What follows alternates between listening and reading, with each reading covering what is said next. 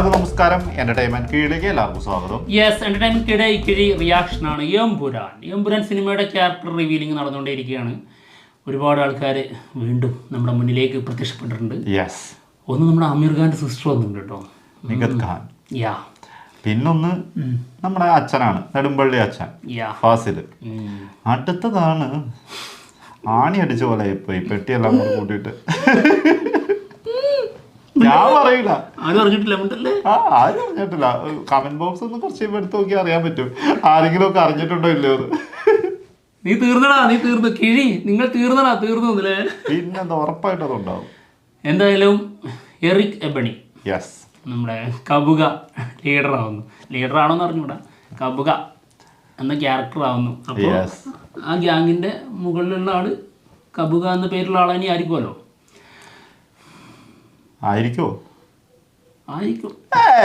ഇനി പ്രതീക്ഷ വേണ്ട. അപ്പൊ മറ്റൊരു ഗ്യാങ്ങിനെ കൂടെ സിനിമ പ്രതീക്ഷിക്കാം. അപ്പൊ ഇത് ഈ സിനിമയിലുള്ളത്. അപ്പൊ അടുത്ത ഇൻസ്റ്റാൾമെന്റിന് വേണ്ടിയിട്ടുള്ള മറ്റൊരു വലിയ ഗ്യാങ് വരും. ആ ഗ്യാങ്ങിലുള്ള ആരെങ്കിലുമൊക്കെ നമ്മളിങ്ങനെ പ്രതിഷ്ഠിച്ചു വെച്ചിരിക്കുന്ന നമ്മുടെ ഇഷ്ടതാരങ്ങൾ, നമ്മളിങ്ങനെ ആഗ്രഹിക്കുന്ന ചില കഥാപാത്രങ്ങൾ, അവരൊക്കെ വരാൻ സാധ്യത ഉണ്ട്. ആര് പ്രതിഷ്ഠിച്ചു വെച്ചു? നമ്മൾ പ്രതീക്ഷിച്ചിരിക്കുന്ന ആളുകൾ വരാൻ ചാൻസ് ഉണ്ട്. വരുമായിരിക്കും. മറ്റുള്ളവരാരും അങ്ങനെ പ്രതീക്ഷിച്ചിരിക്കുന്നില്ല. അവരുടെയൊക്കെ പ്രതീക്ഷ പണ്ടേ പോയി. എന്റെ പ്രതീക്ഷയും പോയിക്കണേ. ഉള്ളത് ഓപ്പണായിട്ട് പറയാലോ. പറയണേ, തീർന്ന് ചെറിയൊരു ഗ്യാപ്പ് മനസ്സ് ചത്തു. ഒരു 30 ദിവസത്തോളം ഗ്യാപ്പ് കിട്ടിയിട്ടുണ്ട്. നേരത്തെ ഇവരെല്ലാം ഇറക്കി വിട്ടതുകൊണ്ട്. എന്നാലും ഇനിയുണ്ട് കേട്ടോ, 13-12 ക്യാരക്ടേഴ്സും കൂടി റിവീൽ ചെയ്യാം.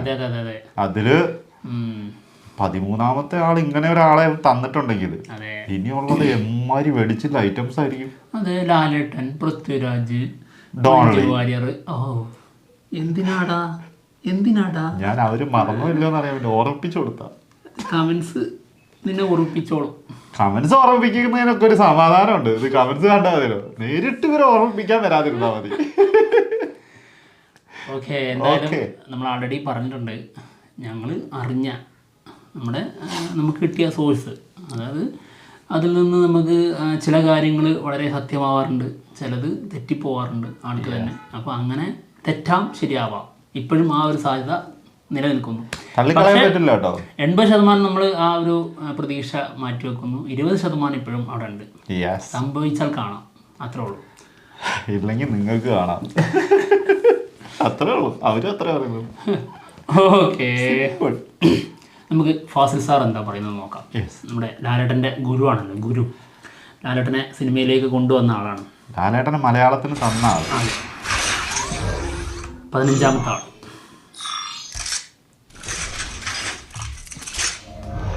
ലൂസിഫർ എന്ന പടത്തിന് ശേഷം എമ്പുരാൻ എടുക്കുന്നു, അതിൽ എനിക്കൊരു റോളുണ്ട് എന്ന് പറഞ്ഞപ്പോൾ തന്നെ എനിക്കത് ചെയ്യാതിരിക്കാൻ പറ്റില്ല. കാര്യം ലൂസിഫറിൽ തന്നെ ഈ പൃഥ്വിരാജ് എന്ന് പറയുന്ന സംവിധായക പ്രതിഭയെക്കുറിച്ച് ഞാൻ മനസ്സിലാക്കിയിരുന്നു. ഞാനൊരു സംവിധായകനാണ്.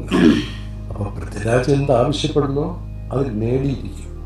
ഞാൻ 40ഓളം ആർട്ടിസ്റ്റുള്ള പടമാണ്. അപ്പോൾ ഈ പർട്ടിക്കുലർ റോള് ഞാൻ ചെയ്യണമെന്ന് പൃഥ്വിരാജ് തീരുമാനിച്ചു കഴിഞ്ഞാൽ അത് പൃഥ്വിരാജ് ചെയ്ത് അറ്റം വരും. അതുകൊണ്ട് ഞാൻ ഒരു പ്രിപ്പറേഷനും ഇല്ലാതെയാണ് അവിടെ ചെല്ലുന്നത്.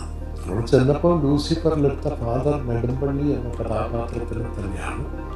അപ്പം ഞാൻ വന്ന് മേക്കപ്പും കഴിഞ്ഞ് അവിടെ ചെന്ന് കഴിയുമ്പോൾ ഏതാണ്ട് ഒരു 5 മിനിറ്റ് കൊണ്ട് കഥാപാത്രത്തിൻ്റെ മൂഡും കഥയുടെ സിറ്റുവേഷനും ഒക്കെ പറഞ്ഞ് രാജു തന്നെ നമ്മളെ ആ കഥാപാത്രമാക്കി കഴിഞ്ഞിരിക്കും. പിന്നെ ഡയലോഗ് പറയുക, മൂവ്മെൻറ്റ് ഡയലോഗ്സ് പറയുക, അഭിനയിക്കുക. അപ്പോൾ ഇതിനിടയ്ക്ക് രാജു ചില സട്ടിൽ കാര്യങ്ങൾ പറഞ്ഞു തരും, നമ്മൾ മനസ്സിലാക്കി അത് ചെയ്യുകയും ചെയ്യും. അങ്ങനെ ഫാദർ നെടുമ്പള്ളി എന്ന കഥാപാത്രത്തിന് ഞാൻ അഭിനയിച്ചു. പക്ഷേ അതിന് ഡബ്ബിങ് കണ്ടുകൊണ്ടിരിക്കുമ്പോൾ, ഡബ്ബിങ്ങിന് പോയപ്പോൾ എനിക്ക് വലിയ തൃപ്തി തോന്നുകയും ചെയ്തു. കാര്യം ആ കഥാപാത്രമായിട്ട് എന്നെ കാസ്റ്റ് ചെയ്തതിന് രാജുവിനോട് ഒരു താങ്ക്സ് പോലും പറയണമെന്ന് തോന്നി. കാര്യം അത്ര മിടുക്കനായ ഒരു കാസ്റ്റിംഗ് ഡയറക്ടറാണ്. അഭിനയത്തെക്കുറിച്ച് വളരെ വളരെ വളരെ ഡീപ്പായിട്ട് അറിയാവുന്ന ആളാണ്. ഒരു ആർട്ടിസ്റ്റ് എങ്ങനെയാണ് അയാളുടെ ബിഹേവിയർ, ഇതൊക്കെ ഒരു സൈഡ്. പിന്നെ സിനിമയുടെ ഒരു 100ഓളം സൈഡുകൾ കിടക്കുന്നില്ലേ, camera angle, camera movements, lighting, art direction, makeup. അപ്പം എല്ലാം പഠിച്ച് സിനിമ പ്രേക്ഷകർക്ക് വേണ്ടിയുള്ളത് ആണ് എന്ന് വിശ്വസിക്കുന്ന ഒരു ഒരു ഡയറക്ടറാണ് പൃഥ്വിരാജ് എന്ന സംവിധായക പ്രതിഭയുടെ 3ാമത്തെ സിനിമയാണ് Empuraan.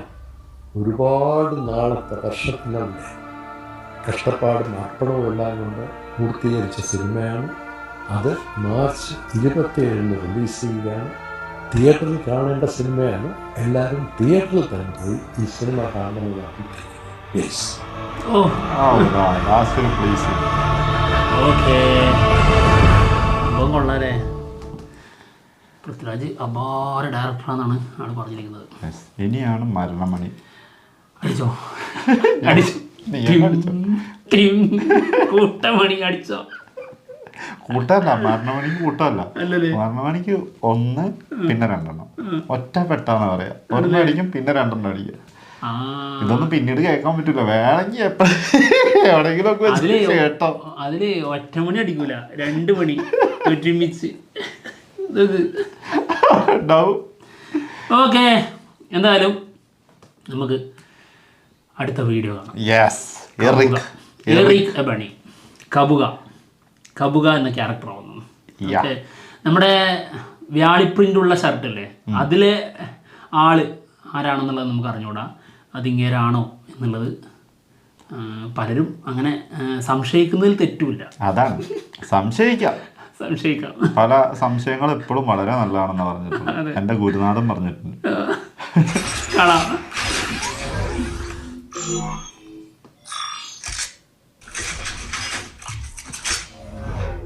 Hello, I'm Eric Ebony. I'm playing Kabuga in Ampuran, directed by Raj Sukumaran with Mohanlal.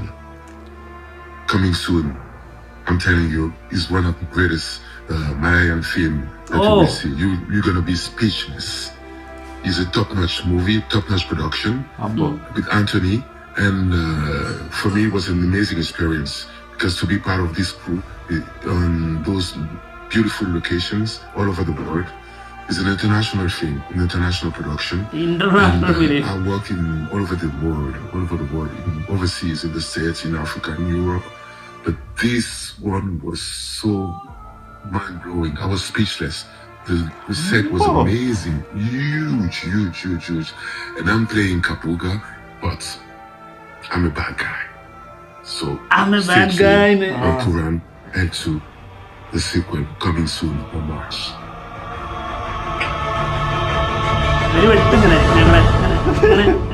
മറ്റേ വലിയ സാധനം ഉണ്ട്, ചെടിയൊക്കെ കട്ട് ചെയ്യണ കഴിഞ്ഞ്. Very bad boy.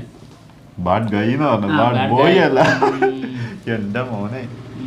അപ്പോ കബൂക അല്ല, ആളിതിൻ്റെ മുമ്പ്, അതായത് ഇതിൻ്റെ ചർച്ചയൊക്കെ വരുന്നതിന് മുൻപേ ആൾ ഇന്ത്യയിൽ വന്നതും എമ്പുരാനിൽ അഭിനയിച്ചതിനെ കുറിച്ചൊക്കെ ഇൻസ്റ്റാഗ്രാമിൽ സ്റ്റോറി ഇട്ടിട്ടുണ്ടായിരുന്നു. സ്റ്റോറി അല്ല, പോസ്റ്റർ ഇട്ടിട്ടുണ്ടായിരുന്നു, സെൽഫി ഉണ്ടായിരുന്നു. അതിലൂടെ അതൊക്കെ കണ്ടെത്തിയിട്ടുണ്ടായിരുന്നു. ഗുജറാത്ത് ഷെഡ്യൂളിന്റെ സമയത്താണോ എന്ന് എനിക്കൊരു സംശയമുണ്ട്. എന്താണെങ്കിലും അതെ, പുറത്തും ഉണ്ടാവും. ലൊക്കേഷൻസ് ഒക്കെയാണ് വലിയ സിനിമയാണ്, വലിയ സെറ്റാണ്, വലിയ ലൊക്കേഷൻസ് ആണ്, അടിപൊളി ലൊക്കേഷൻസ് ആണ്. അടിയാ എല്ലാ ലൊക്കേഷൻസും കണ്ടോ? ഇന്റർനാഷണൽ സിനിമയാണെന്നാണ്. ഓക്കെ, നിരാശയാണ് മക്കളെ, നിരാശ. പക്ഷെ ഞങ്ങളും ഇവിടെ വന്നിരുന്നു ചിരിച്ച് അറുമാദിക്കുന്ന ഒരു ദിവസം ഉണ്ടാവും. നോക്കാം, നമുക്ക് നോക്കാം, അങ്ങനെ അവസരം കിട്ടട്ടെ. കിട്ടുമായിരിക്കും അല്ലേ? എന്താണെങ്കിലും ആളെ കണ്ടപ്പോൾ തന്നെ, ആള് കൺഫേം ആയപ്പോൾ തന്നെ നമ്മൾ ഹാപ്പിയാണ് കേട്ടോ. മറ്റുള്ളതൊക്കെ വിട്, നമ്മൾ ഓരോ ക്യാരക്ടേഴ്സ് വരുമ്പോഴും നമ്മൾ ഭയങ്കര ഹാപ്പി തന്നെയാണ്. എന്തായാലും കബൂക അങ്ങ് കൺഫേം ആയിട്ടുണ്ട് ആരാണെന്നുള്ളത്. ഈ കബൂക ഗ്യാങ് എന്ന് പറഞ്ഞു കഴിഞ്ഞാൽ വലിയൊരു ഗ്യാങ് ആണ്. അത് നമ്മുടെ സ്റ്റീഫൻ നെടുമ്പള്ളിയുടെ എതിരെ നിൽക്കുന്ന ഒരു വലിയ ഗ്യാങ്ങിലെ ലീഡറാണ് ആള്. അപ്പോൾ കബൂക ഗ്യാങ് എന്ന് പറഞ്ഞു കഴിഞ്ഞാൽ ആളുടെ ഗ്യാങ്, അപ്പോൾ ആള് തന്നെയാണ് അതിന്റെ മെയിൻ. അത് വലിയൊരു ഗ്യാങ് ആണെന്നാണ് പറയുന്നത്. പക്ഷെ അപ്പൊ ഒരാൾ മാത്രമായിരിക്കില്ല ആ ഗ്യാങ്ങിന്റെ കൺട്രോൾ എന്നുള്ള പേരാൾക്കുണ്ട്. അപ്പൊ ആള് മുകളിലാണ്. യെസ്. അപ്പൊ എന്തായാലും കാത്തിരിക്കാം. അടുത്ത നാളെ രാവിലെ ആരായിരിക്കും വരിക? അതെ, 10 മണി വമ്പന്മാർ വീരന്മാർ വന്നു തുടങ്ങിയിരിക്കുന്നു. ഒരു സൈഡിൽ നിന്ന് പൊളിച്ചടുക്കി തുടങ്ങിയിട്ടുണ്ട്. അപ്പൊ ഇനി അങ്ങോട്ടൊരു 1.5 വരവായിരിക്കും. എന്തായാലും കാത്തിരിക്കാം. അപ്പൊ എന്തായാലും ഞങ്ങൾ പോവാണ്. മറ്റുള്ള വിശേഷങ്ങളുമായിട്ട് ഉടനെ തന്നെ വരാം. ബൈ.